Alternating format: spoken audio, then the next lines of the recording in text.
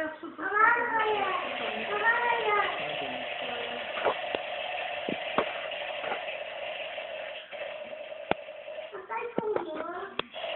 Belki olur.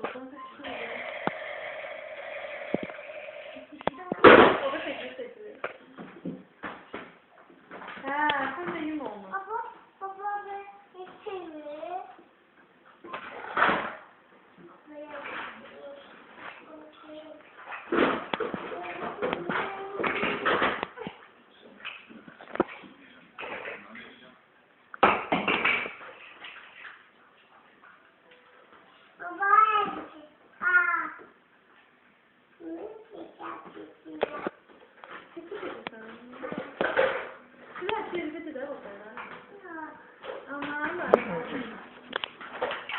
Haftada dersleri öğreneceğiz. Burada da bile.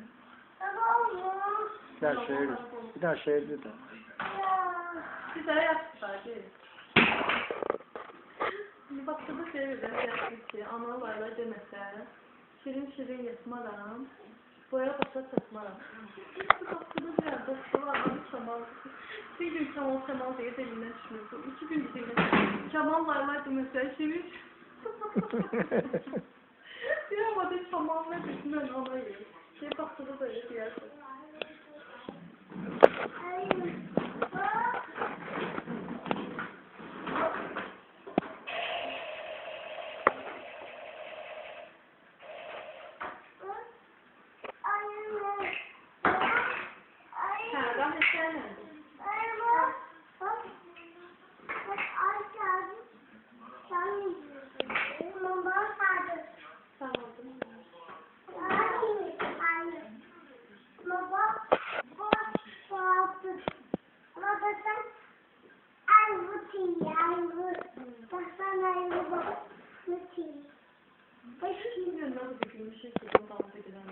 Nerede bir ders var, önce düşünmüş Baktıdan gələndə.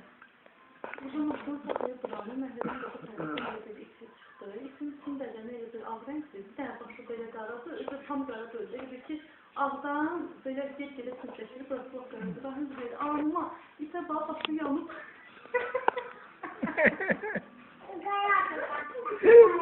Qara.